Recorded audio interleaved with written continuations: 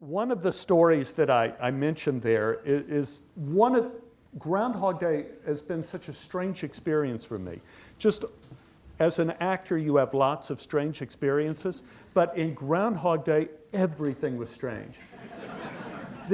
I want to tell you the story of how I got the part, which is very strange. So I was working on a movie. I was on location in Paris, California. Sometimes I just like to try to pretend I'm John Travolta. You know, Paris, California is they advertise as the hot air balloon capital of California, as if, every state has a hot air balloon capital. It's about 2 hours from Los Angeles. And in this movie, Calendar Girl, I play a gangster type guy with a brother who is deaf and mute, who was played by Kurt Fuller, a wonderful actor who was on The Good Wife and all sorts of other shows too. And to learn the part, they taught me sign language of the deaf, and they taught Kurt sign language of the deaf too. So he would ask me what people were saying, and then I would translate the script to them. And curiosity, right after I did Groundhog Day and did these classes is when Seinfeld asked me to audition for Tor Ekman. So I said, well, what if I did signs for everything Tor said? So one thing led to another. So Kurt and I were playing brothers, and I got the audition for Groundhog Day. So I drove the 2 hours back to Los Angeles, met Harold Ramis, did my Ned, and like I mentioned before, my performance was big enough to play in the Roman Colosseum. I think I was like unzipping Harold's pants and shining his shoes. It was terrible. It was terrible. And I drove back to Paris because we were still shooting. And for the only time in my life, they put me in a room on location with another actor, with Kurt. So Kurt and I were sharing the same room, right? We had the 2 queen beds, and at night it was like we were at summer camp. And they turn out the we turn out the lights, and Kurt's in the dark. He said, "So, you got anything coming up?" And I know the one thing actors hate is to hear that somebody else had an audition. The only thing that can make an actor happy is if you answer that question and say, "Kurt, actually I'm leaving the business. I'm going to open a sandwich shop. I'm done." So I didn't say anything. I just said, "Nothing, Kurt, the same old, same old." I said, "How about you?" He said, "Well, actually I do have something big coming up. Harold Ramis is a friend of mine."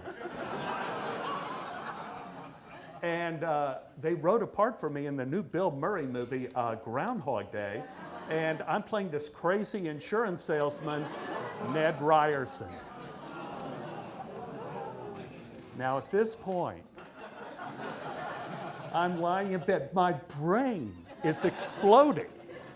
I realize that I am part of a tragic tale. And I don't know who the victim is going to be, but it's going to be one of the two of us. I didn't say anything, and I get a phone call from my agent. I got a call back, which meant I was going back again. So I didn't say anything to Kurt because I thought, hey, they wrote the part for Kurt.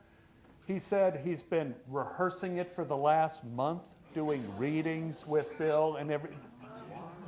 So I drive the 2 hours back to California.